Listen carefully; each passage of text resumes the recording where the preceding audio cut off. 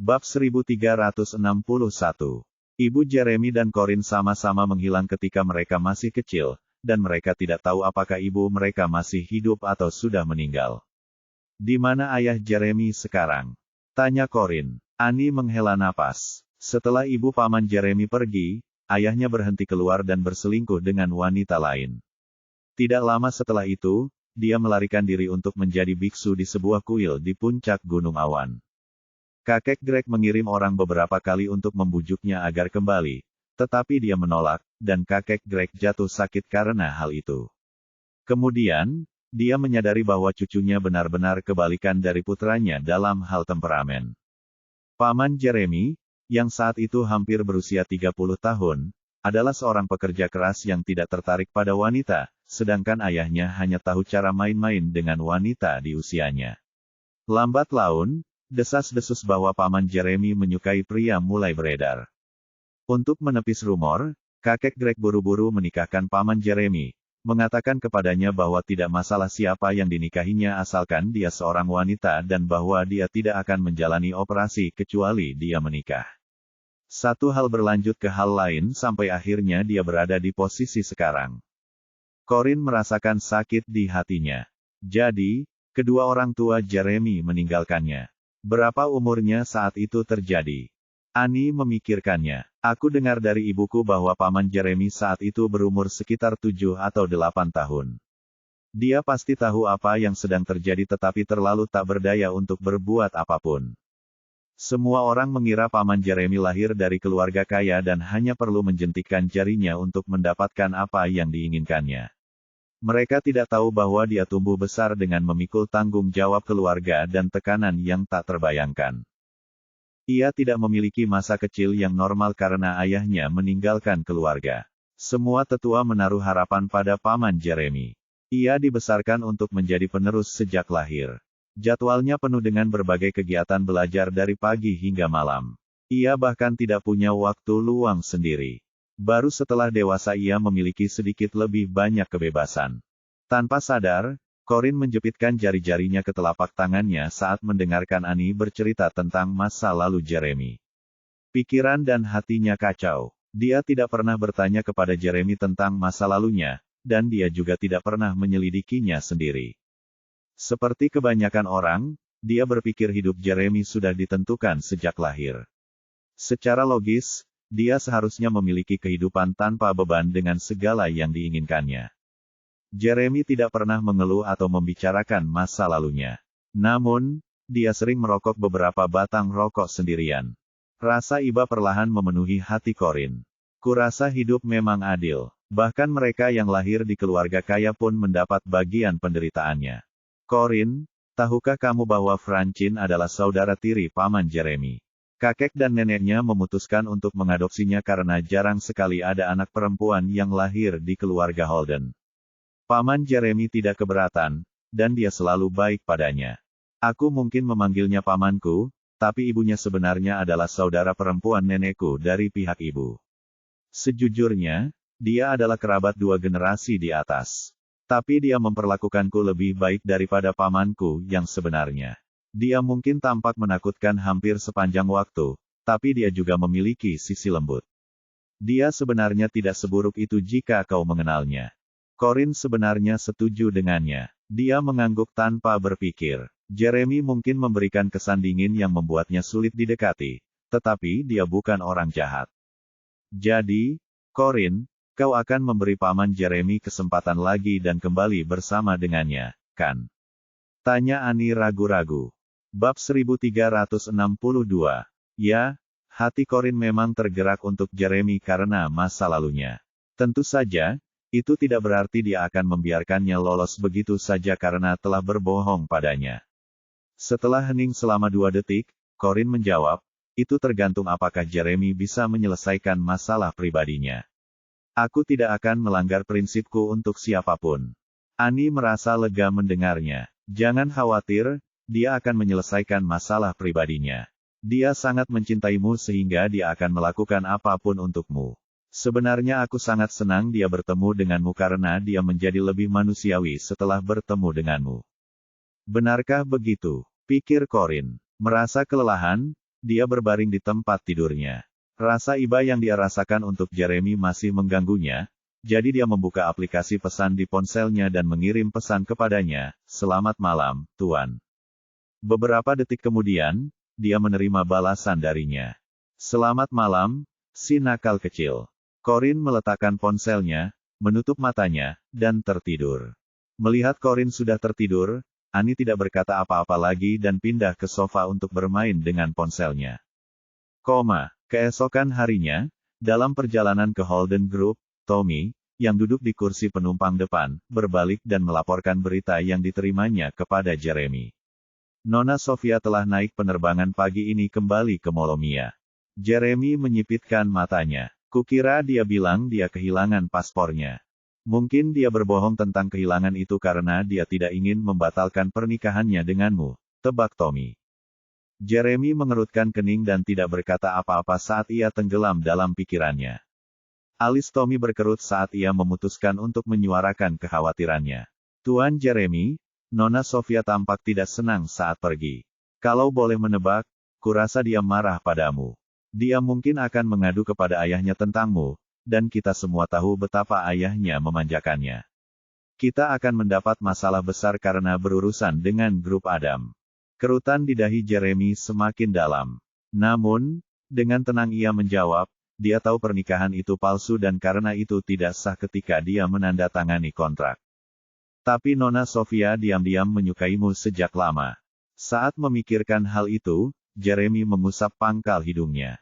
Saat itu, dia tidak menyadari perasaan Sofia terhadapnya karena dia tidak pernah menganggap Sofia sebagai seorang wanita. Jika dia tahu, dia tidak akan pernah menerima bantuannya. Membatalkan pernikahan ini akan lebih sulit dari yang kukira, pikir Jeremy. Tiba-tiba, teleponnya berdering, membuyarkan lamunannya.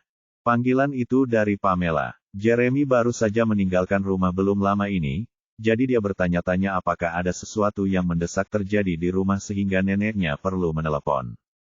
Begitu dia mengangkat teleponnya, dia mendengar gerutuan Pamela dari seberang sana. "Jeremy, kenapa kau pergi secepat itu? Bukankah sudah kubilang tunggu sebentar? Aku sudah memasak sup ayam untukmu bawa ke Corin. Kenapa kau tidak menunggu sampai supnya matang?" Jeremy mengusap pangkal hidungnya dengan lelah. "Aku tidak bisa menunggu. Aku harus mengurus sesuatu yang mendesak untuk pekerjaan." "Apakah pekerjaan lebih penting daripada kesehatan istrimu?" bentak Pamela dengan marah. "Sup ayamnya sudah dimasak selama beberapa jam, jadi sangat bergizi. Kembali dan bawakan untuk Corin. Cepat." "Nenek, seharusnya nenek tidak berlama-lama di dapur di usia nenek. Aku akan meminta ahli gizi untuk memasak untuk Corin jika dia mau sup ayam." "Istirahatlah lebih banyak, ya," kata Jeremy dengan pasrah. "Dasar kurang ajar. Bagaimana bisa kau membandingkan masakan ahli gizi dengan masakanku? Pulanglah sekarang juga atau kau akan kena akibatnya." "Baiklah. Aku akan menyuruh Tommy kembali untuk mengantarkan sup itu padanya sebentar lagi." "Tidak, kamu harus mengantarkannya sendiri ke Corin," tegas Pamela. "Lagi pula, kamu yang salah karena menyembunyikan fakta bahwa kamu menikah dengan Sofia sejak awal. Kamu harus menunjukkan penyesalanmu, atau Corin tidak akan pernah mau kembali." Jeremy menghela napas. "Oke, Nenek, aku mengerti. Nenek tidak perlu khawatir lagi tentang ini. Oke." Bab 1363. Jeremy kemudian mengakhiri panggilan karena dia tidak ingin mendengar omelan Pamela. Dia lalu menoleh ke Tommy dan berkata, "Pulanglah untuk mengambil sup ayam nanti." Tommy mengangguk. "Ya, Tuan Jeremy. Apakah Anda perlu saya mengantarkannya ke Nona Corin?" "Tidak, aku saja yang akan meminumnya." Tommy sedikit terkejut dengan jawabannya. "Tapi Nona Pamela membuatnya untuk Nona Corin, kan? Apa kau benar-benar akan meminumnya?" Jeremy memijat pelipisnya. Tuhan tahu apa yang nenek masukkan ke dalam sup itu. Dia mungkin berpikir apapun yang dia masukkan ke dalam sup itu baik untuk Corin, tetapi itu sama sekali tidak benar. Tommy mengangguk lagi. "Oke, aku mengerti." Setelah itu, Jeremy mengeluarkan ponselnya dan membuka percakapannya dengan Corin. Tatapannya secara naluriah melembut ketika melihat pesan selamat malam yang dikirim Corin tadi malam. Jari-jarinya bergerak cepat di atas keyboard di layar. Apakah kamu sudah bangun? Setelah beberapa saat, dia menerima foto sarapan yang sudah dimakan sebagian. Matanya menyipit. Mengapa kamu bangun sepagi ini padahal tidur larut malam tadi? Mengapa kamu mengirim pesan kepadaku sepagi ini jika kamu pikir aku seharusnya masih tidur? Apakah kamu sengaja mencoba mengganggu tidurku? Jeremy mengerutkan kening. Dasar sok pintar. Boleh kita bertemu nanti? Di mana? Jeremy punya tempat yang diinginkan, tapi dia tidak yakin apakah wanita itu akan mengizinkannya bertemu di sana. Apakah boleh saya pergi ke rumah besar keluarga Rivera untuk bertemu dengan Anda? Corinne langsung menjawab, tidak. Sebaiknya kita mengurangi pertemuan sampai masalah itu terselesaikan. Jeremy menghela napas pasrah. Dia tahu dia salah, jadi dia tidak bersikeras untuk mengikuti keinginannya. Pada saat itu, dia menerima foto selfie Corinne yang menatapnya dengan tajam. Di sini, kamu bisa melihatku seperti ini. Ekspresi tegang Jeremy berubah menjadi senyum. Dia terkekeh pelan dan menjawab, dasar nakal. Meskipun foto Corinne itu tidak terlalu bagus, Jeremy tetap berpikir bahwa dia adalah orang terlucu di dunia. Sementara itu, di rumah besar Rivera. Setelah mengirim selfie kepada Jeremy, Corinne hendak meletakkan ponselnya untuk sarapan ketika dia menerima panggilan dari nomor tak dikenal. Dia memutuskan untuk mengabaikan panggilan itu, tetapi orang lain meneleponnya lagi setelah panggilan pertama tidak terhubung. Sambil mengerutkan kening, dia menjawab panggilan itu. Halo, ini siapa? Ini aku, Sofia. Corinne sedikit terkejut. Dan apa yang bisa saya lakukan untuk Anda sepagi ini, Nona Sofia? Alih-alih basa-basi palsu seperti biasanya, Sofia tertawa dingin dan berkata, aku meneleponmu untuk memberitahumu bahwa aku baru saja mendarat di Molomia. Corinne juga terkekeh. Begitukah? Kenapa kau tidak memberitahuku kalau kau akan pulang? Aku pasti akan mengantarmu ke bandara kalau kau memberitahuku. Jangan kira aku menyerah pada Jeremy hanya karena aku kembali ke Molomia. Aku secara resmi menyatakan perang padamu, Corinne. Tunggu saja, aku akan melakukan segala yang aku bisa untuk mendapatkan Jeremy kembali. Bab 1364. Oh, apa yang akan kau lakukan sebenarnya? Tanya Corinne penasaran. Kenapa kamu tidak mencoba menebak? Balas Sofia dengan provokatif. Corinne menyesap susunya dengan linglung. Yah, aku tidak mau. Lakukan saja apapun yang kamu mau. Kamu tidak perlu meneleponku untuk memberitahuku. Karena tidak mendapatkan reaksi yang diinginkannya dari Corinne, Sofia merasa seperti ingin melampiaskan kekesalannya pada udara kosong. Corinne keru. Apa kau tidak tahu ayahku adalah Ad? Corinne menutup telepon sebelum Sofia sempat menyelesaikan kalimatnya. Wajah Sofia memerah ketika mendengar nada sambung yang terputus. Kemudian dia dengan marah melemparkan ponselnya ke lantai. Belum pernah ada yang memperlakukannya sekasar itu sebelumnya. Petugasnya mengambil ponselnya, menghapus data di layarnya, dan mengembalikannya kepadanya. Nona Sofia, tolong jangan terlalu marah. Ayahmu akan menghukum kami lagi karena tidak merawatmu dengan baik ketika melihatmu begitu tidak bahagia. Sofia menggertakkan giginya dan mengambil kembali ponselnya. Kemudian dia mengetuk kotak obrolan yang dia bagi dengan Jeremy untuk memeriksa apakah dia membalas pesannya. Dia telah mengirim pesan panjang kepada Jeremy, mengungkapkan semua perasaan yang dia pendam untuknya selama bertahun-tahun. Tidak ada balasan sama sekali. Bajingan kejam itu. Bagaimana mungkin dia tidak membalas pesanku setelah aku mencurahkan isi hatiku padanya? Pikir Sofia dengan marah. 1 jam kemudian, Sofia tiba kembali di rumahnya, Adam Manor. Seorang pria parubaya sedang memancing di kolam di dalam kompleks Manor. Seorang pelayan berlari menghampirinya dan melaporkan, Tuan Adam, Nona Sofia sudah kembali. Mendengar itu, Adam segera menyerahkan pancingnya kepada pelayannya dan bergegas menyambut putrinya kembali ke rumah. Sofia sama sekali tidak terlihat senang. Dia segera keluar dari mobilnya sementara pengawalnya mengejarnya sambil menyeret barang bawaannya. Adam mengerutkan kening karena khawatir ketika melihat betapa tidak bahagianya Sofia. Ada apa, sayang? Mengapa kamu terlihat sangat tidak bahagia? Apakah seseorang menyakitimu? Siapa dia? Katakan padaku, dan aku akan memberinya pelajaran. Adam mengenakan pakaian kasual. Usianya lebih dari 50 tahun, tetapi ia tampak seperti baru berusia 40 tahun karena ia selalu menjaga penampilannya dengan baik. Sofia menerjang pelukan ayahnya dan mulai menangis. Ayah, Jeremy tidak menginginkanku lagi. Dia ingin memutuskan hubungan denganku karena gadis desa yang lugu itu. Adam belum pernah melihat putrinya menangis seperti ini sebelumnya, jadi wajar jika dia sedih dan marah. Gadis bodoh, bukankah sudah kukatakan bahwa kau harus menjadikan pria itu milikmu begitu kau menyukainya? Jika kau melakukan itu, gadis lain tidak akan punya kesempatan untuk merebutnya darimu. Dia selalu tahu Sofia menyukai Jeremy. Namun, dia tidak setuju dengan perasaan suka Sofia yang terpendam. Sebaliknya, dia berpikir Sofia seharusnya mengakui perasaannya sejak awal.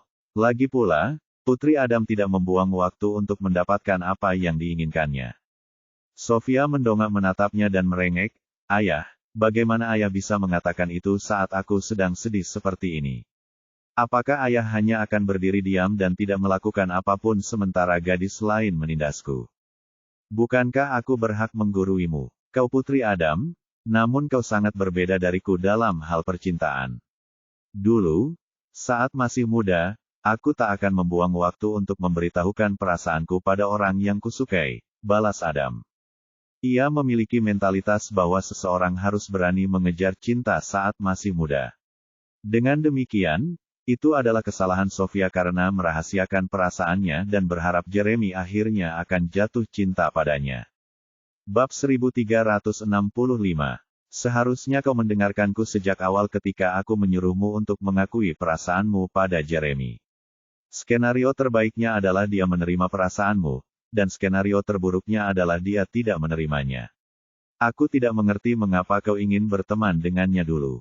Kau hanya menyia-nyiakan masa mudamu dengan cara itu.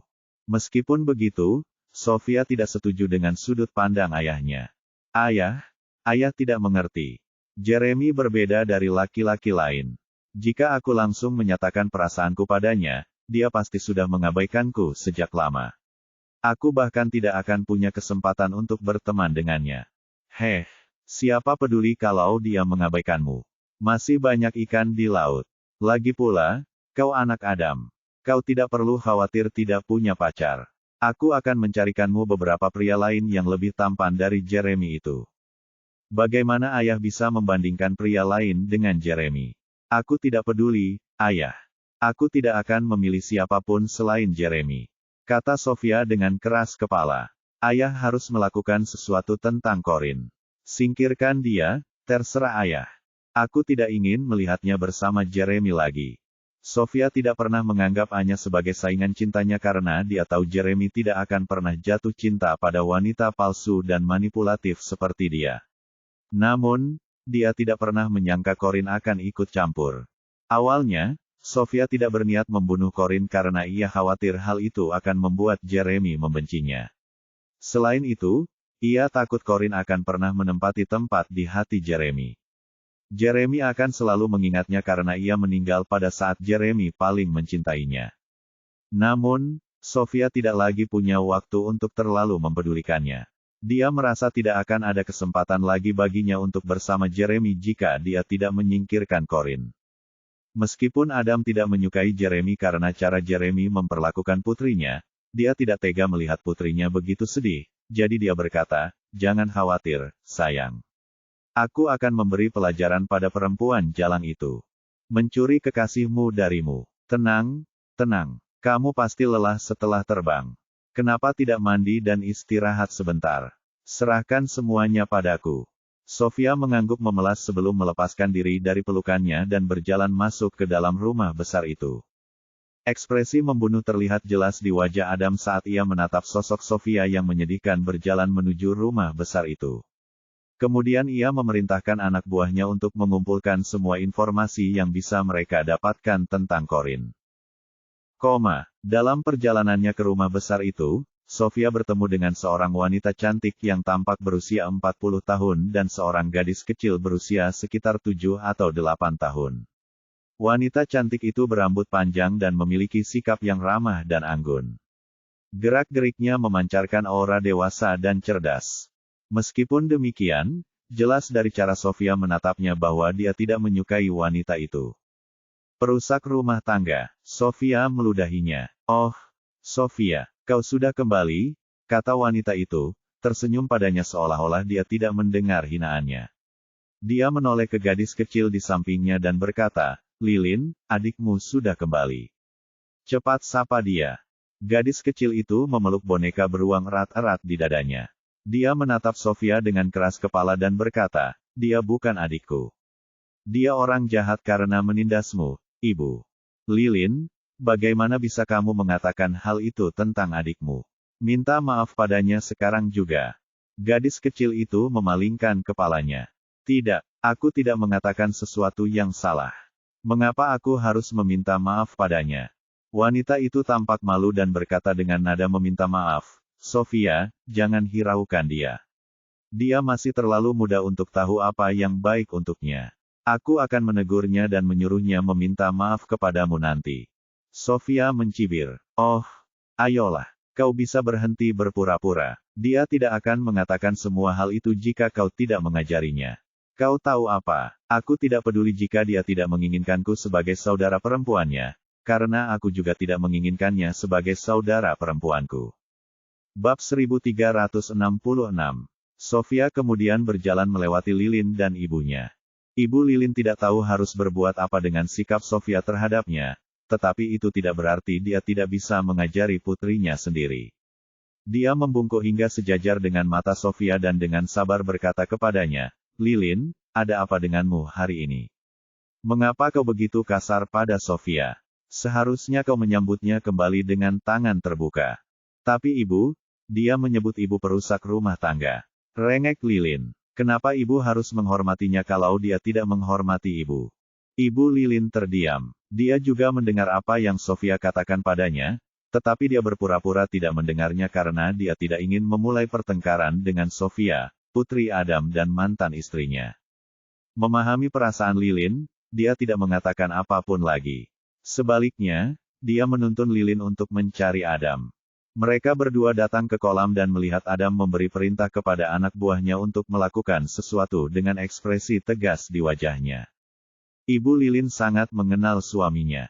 Ia hanya perlu melihat ekspresinya untuk tahu bahwa suaminya berniat membunuh, sesuatu yang tidak ia sukai, terutama di usianya yang masih muda.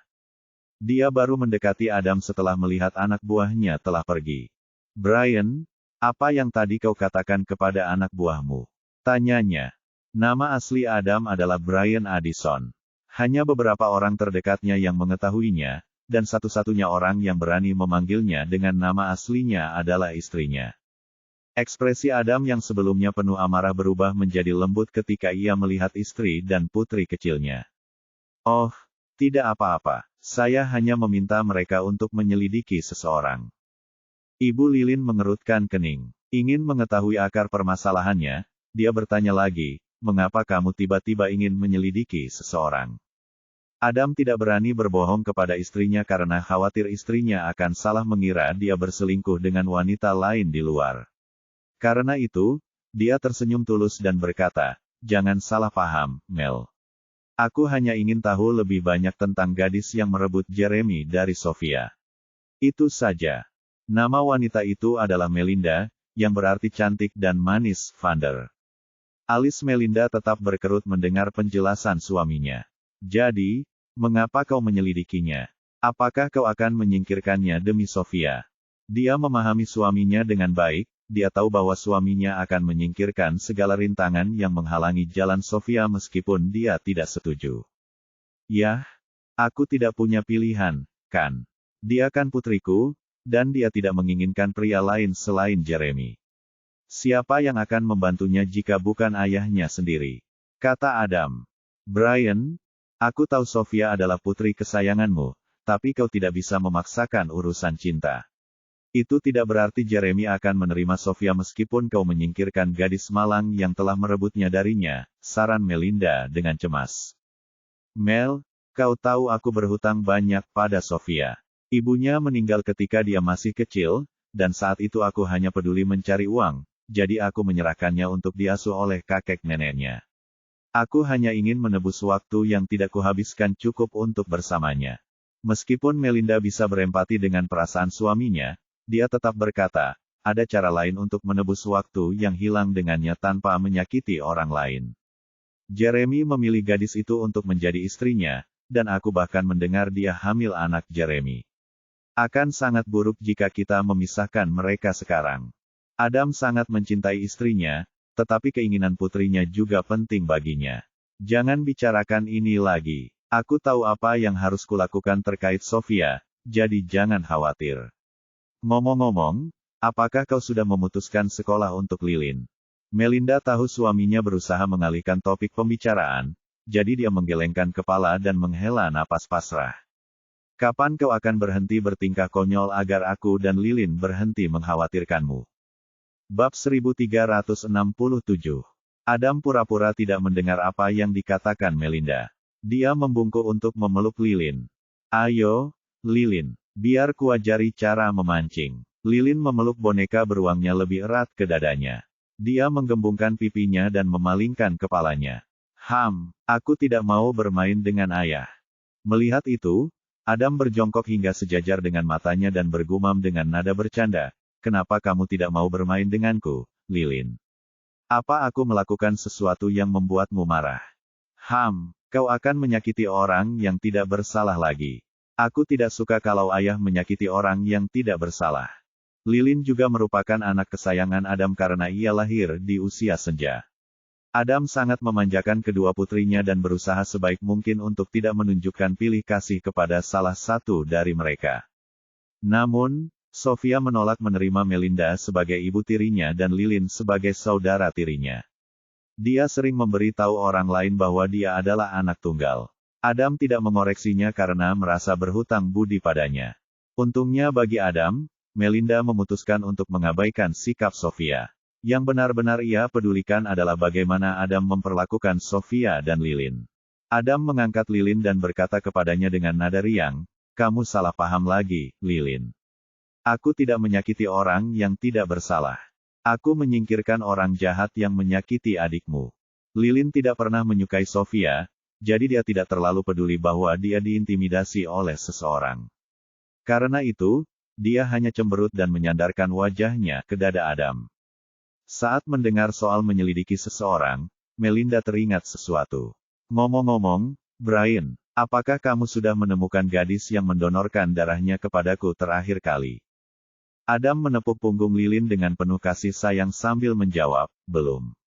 Semua catatan rumah sakit dan rekaman pengawasan telah dihapus, jadi kami tidak memiliki petunjuk untuk melanjutkan penyelidikan. Sejujurnya, ini aneh.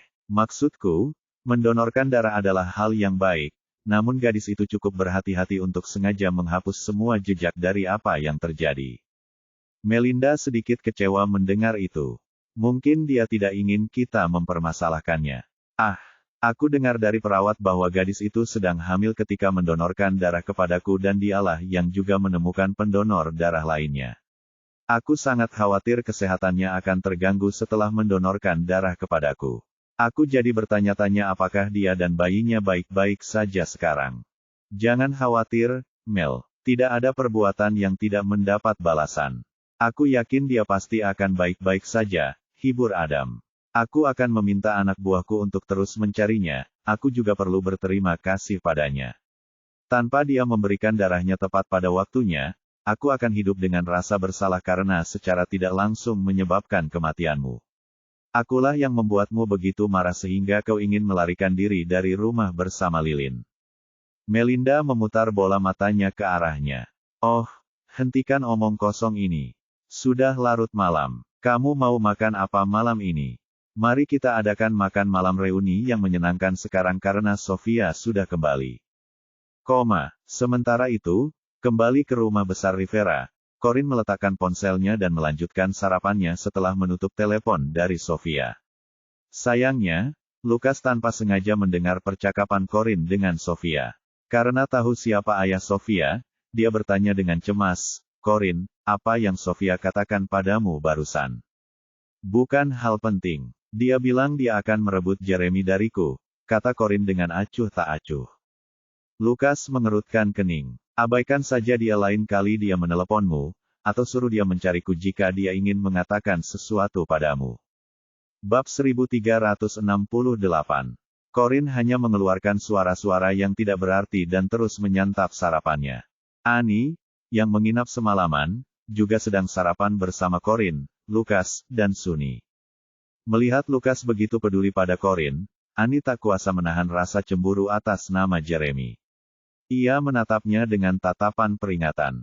Lukas tentu saja merasakan permusuhan yang ditujukan kepadanya, tetapi dia tidak peduli. Dia menyeka mulutnya dengan serbet setelah selesai sarapan. Kemudian dia berdiri, mengucapkan selamat tinggal kepada Corin, dan berangkat kerja. Setelah Lukas pergi, Annie tak kuasa bertanya, Corin, bukankah menurutmu Lukas memperlakukanmu lebih baik daripada orang lain? Benarkah? Annie mengangguk cepat. Ya, cara dia memandangmu jauh lebih lembut daripada cara dia memandang Sunny. Kurasa dia menyukaimu, jadi sebaiknya kau tidak tinggal di sini. Kau bisa tinggal denganku jika kau tidak ingin kembali tinggal bersama Paman Jeremy. Saat itu Corin sudah selesai sarapan. Dia berdiri dan menepuk kepala Annie. Pulanglah kalau kamu sudah selesai sarapan. Kamu tidak perlu mengkhawatirkan aku. Annie mengerutkan kening. Bagaimana mungkin aku tidak khawatir ketika begitu banyak pria mencoba merebutmu dari Paman Jeremy? Pertama Jason, dan sekarang Lukas sepertinya juga punya perasaan padamu. Corin, kau terlalu menarik untuk kebaikanmu sendiri. Sudut bibir Corin menegang. Dia menoleh ke arah Sunny, yang sedang makan sandwichnya, dan berkata, minta sopir untuk mengantar Annie pulang setelah dia mengantarmu ke sekolah. Sunny memberi isyarat, oke, padanya. Setelah itu, Corin berjalan perlahan menuju taman untuk berjemur. Karena gagal mendapatkan informasi berguna dari Corin, Annie mengalihkan perhatiannya kepada Sunny. Katakan padaku, apakah Lukas naksir Corin? Apakah itu sebabnya dia membujuknya untuk tinggal di sini? Sunny memutar bola matanya ke arahnya. Kau pasti terlalu banyak menonton drama. Annie menatapnya tajam. Lalu mengapa Lukas begitu baik pada Corin? Aku belum pernah melihatnya sebaik ini pada wanita manapun sebelumnya. Sunny ingat peringatan Lukas untuk tidak mengungkapkan identitas asli Corin kepada siapapun. Apakah dia harus naksir Corin agar bersikap baik padanya? Apa kau belum pernah mendengar tentang hubungan platonis? Ambil contoh kita. Aku tidak punya perasaan padamu, tapi aku bersikap baik padamu. Ekspresi jijik terlintas di wajah Annie. Yah, aku juga tidak punya perasaan apapun terhadapmu. Tapi aku tidak menganggapmu sebagai temanku dan aku juga tidak peduli padamu. Sunny terlalu malas untuk berdebat dengannya, jadi dia hanya berkata, yang perlu kau tahu hanyalah Lukas tidak menyukai Corin. Nah, sudah selesai makan. Ikutlah denganku jika sudah. Aku harus melakukan apa yang Corin minta. Annie juga menganggap perilaku ini aneh. Apa aku salah dengar? Kukira kau tidak suka Corin. Bukankah kau bilang dia perempuan manipulatif yang akan melakukan apa saja untuk merebut Paman Jeremy dari Anya? Kenapa tiba-tiba kau mau menuruti perintahnya? Ekspresi rasa bersalah terlintas di wajah Sunny. Sepertinya aku telah salah menilainya karena ketidakdewasaanku sendiri. Tapi siapa yang tidak pernah melakukan hal bodoh saat masih muda? Aku akui aku salah paham padanya. Dulu memang begitu, tapi aku jadi menghormatinya setelah mengenalnya. Harus kuakui, kau banyak bicara omong kosong. Kau mau ikut denganku atau tidak? Annie melihat jam. Dia benar-benar harus segera pergi karena ada urusan yang harus dia selesaikan. Yah, aku bisa santai saja menginterogasinya karena toh kita naik mobil yang sama. Maka, dia berdiri dan mengikuti Sunny keluar menuju mobil yang dikemudikan sopir keluarga Rivera. Setelah naik ke dalam mobil, Sunny memerintahkan sopir untuk mengantar Annie pulang setelah mengantarnya ke sekolah, dan sopir menjawab, baik, Tuan Sunny. Bab 1369. Namun, Annie memiliki tujuan lain. Tidak, jangan kirim aku pulang. Antarkan aku ke New Moon Group saja. Sunny langsung bersemangat ketika mendengar, grup New Moon. Mengapa kamu pergi ke sana sepagi ini? Tanyanya. Ani berpikir setidaknya dia harus menjelaskan semuanya kepada Markus secara langsung setelah percakapan mereka kemarin. Jika tidak, dia akan terus dihantui oleh percakapan terakhir mereka yang tidak berakhir dengan baik.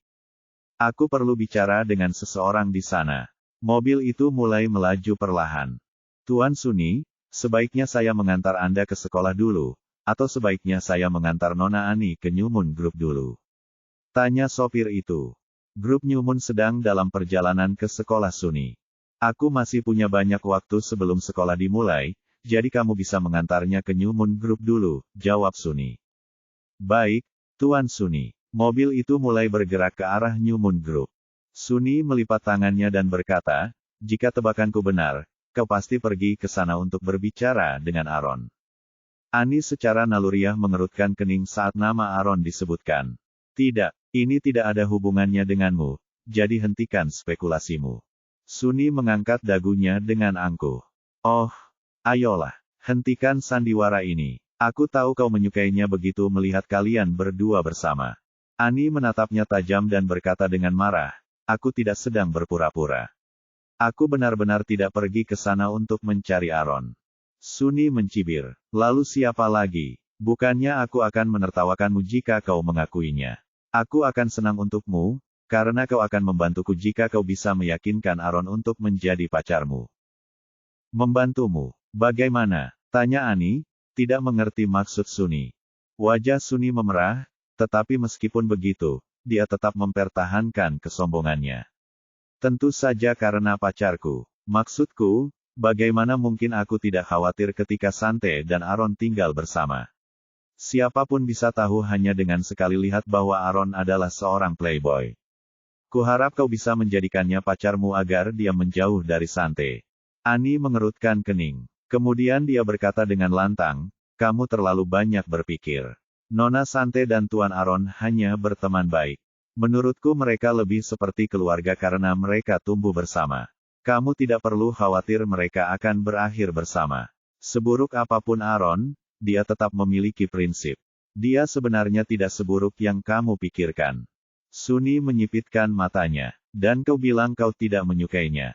Lihat bagaimana kau membelanya saat aku menyebutnya playboy. Jika itu bukan tanda kau menyukainya, maka aku tidak tahu apa itu. Kenapa kau? Kenapa aku apa? Kata Suni sambil menyeringai. Alasan kau marah adalah karena aku benar. Ani berharap bisa meninju pria itu, tetapi mereka sudah sangat dekat dengan New Moon Group saat itu. Ia kebetulan melihat Sante berdiri di pintu masuk dari jendela mobilnya. Sepertinya kaulah yang berhalusinasi, Suni. Kau menyebut dirimu pacar Nona Sante, tapi dia tidak pernah menerimamu, kan? Apa kau yakin ini bukan hanya cinta sepihak dari pihakmu? Suni melipat tangannya dan berkata dengan percaya diri, omong kosong. Aku tidak berhalusinasi. Sante menyukaiku dan aku juga menyukainya, jadi itu berarti kami pacaran. Ani menyeringai dan menunjuk ke jendela mobilnya. Kalau begitu, kenapa kamu tidak melihat keluar dan lihat apakah kamu masih bisa percaya diri? Apa yang kau bicarakan? Suni mengira Ani hanya menggertak, tetapi dia tetap berbalik. Wajah tampannya langsung membeku, pupil matanya menyempit, dan rahangnya mengencang ketika melihat Sante berdiri dan mengobrol akrab dengan seorang pria di luar gedung New Moon Group. Bab 1370. Bukankah ini berarti kau dikhianati jika kau benar-benar pacar Nona Sante? Tanya Ani dengan pura-pura kasihan. Suni tidak peduli apakah dia dikhianati atau tidak. Yang dia rasakan saat itu hanyalah kecemburuan yang meluap-luap. Dia mengabaikan Ani dan bergegas keluar dari mobil. Melihat itu, pengemudi berteriak, Pak Suni, kenapa Anda meninggalkan mobil? Anda seharusnya pergi ke sekolah. Bolos sekolah bukanlah kekhawatiran terbesar Suni saat itu. Lagi pula, dia akan kehilangan Sante jika dia tidak segera mengusir pria itu. Dia dengan cepat melangkah menuju Sante dan mendorong pria itu menjauh. Siapa dia? Apa yang kalian lakukan barusan? Sante agak terkejut dengan kedatangannya yang tiba-tiba, tetapi ekspresinya berubah menjadi kesal. Apa yang kau lakukan di sini? Lalu apa yang akan kau lakukan dengan pria ini jika aku tidak datang? Tanya Suni. Sante menaikkan kacamata berbingkai emasnya. Ekspresinya menunjukkan bahwa dia merasa pasrah sekaligus kesal. Pria yang didorong Sunny tadi memutuskan untuk memaafkannya ketika melihat betapa mudanya pemuda itu. Berusaha memahami situasi, ia menoleh ke Sante dan bertanya dengan lembut, "Sante, siapakah pemuda ini?"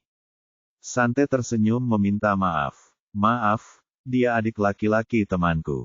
Mungkin dia butuh bantuanku, jadi kurasa aku tidak bisa pergi keluar bersamamu hari ini. Tapi, kita bisa bertemu di lain waktu." Pria itu memberinya senyum pengertian. "Tentu, kalau begitu, aku akan menunggu teleponmu." Sante mengangguk dan melambaikan tangan sebagai ucapan perpisahan kepadanya. Pria itu menatap Sante dalam-dalam sebelum mengamati Sunny dari kepala hingga kaki. Ia tampak seperti tahu apa yang dipikirkan Sunny, tetapi ia memutuskan bahwa Sunny tidak layak untuk diperhatikan. Karena itu, ia pergi dengan sopan setelah itu. Sunny menggertakkan giginya saat melihat pria itu pergi. Kemudian dia berbalik dan bertanya kepada Sante dengan marah, "Kau akan bergaul dengannya lagi di hari lain. Apa yang sebenarnya kau rencanakan dengannya?" Sante meliriknya sinis. "Apa, aku tidak boleh makan bersama teman? Teman, apakah kau akan mencium dan memeluk seseorang yang kau sebut teman?" Tanya Sunny dengan ekspresi keras. Ia tampak seperti sedang bersiap untuk berperang. Sante meliriknya dengan kesal. "Begitulah caraku menyapa beberapa temanku." Sunny melipat tangannya dan berkata dengan keras kepala, "Oh, jadi kau mencoba menjadi salah satu wanita sok itu sekarang. Aku melarangmu bertemu pria itu lagi. Sudah jelas sekali dia menyukaimu." Sante tidak suka Sunny mencoba mengendalikannya. Baginya, itu hanya menyoroti ketidakdewasaan dan ketidakmasukakalan Sunny. "Lalu kenapa kalau dia naksir aku? Aku mungkin akan menerimanya jika dia memperlakukanku dengan baik." Sunny langsung meledak marah saat mendengar itu. "Kau bilang kau ingin selingkuh dariku. Sante, bagaimana bisa kau berpikir untuk berhubungan dengan pria lain padahal kau sudah punya aku? Kenapa kau tidak membunuhku saja?" Kesabaran Sante mulai habis. Dia masih harus menghadiri rapat, jadi dia tidak ingin membuang waktunya berdebat dengan seseorang yang tidak dewasa seperti Sunny tentang hal yang sepele. Lalu, dia menoleh ke arah mobil yang ditumpangi pria itu dan berkata, "Nah, apakah kau tidak akan turun? Atau kau hanya akan membiarkan Tuan Sunny berperilaku tidak pantas di depan umum? Haruskah aku menelepon saudaranya untuk menjemputnya saja?" Pengemudi itu segera keluar dari mobil dengan malu. "Ayo pergi, Tuan Sunny. Anda akan terlambat ke sekolah jika kita tidak pergi sekarang." Sunny menolak untuk pergi, jadi pengemudi tidak punya pilihan selain menyeretnya secara paksa ke dalam mobil. Sante memijat pelipisnya sambil memperhatikan mobil itu melaju semakin jauh. Ani berjalan mendekat dan berkata sambil menghela napas, "Nona Sante, sepertinya Sunny benar-benar menyukai Anda." Sante tersadar dari lamunannya dan meliriknya. Setelah itu, dia tidak mengatakan apapun dan malah kembali ke dalam perusahaan. Ani mengikutinya masuk, dan mereka berdua naik lift bersama.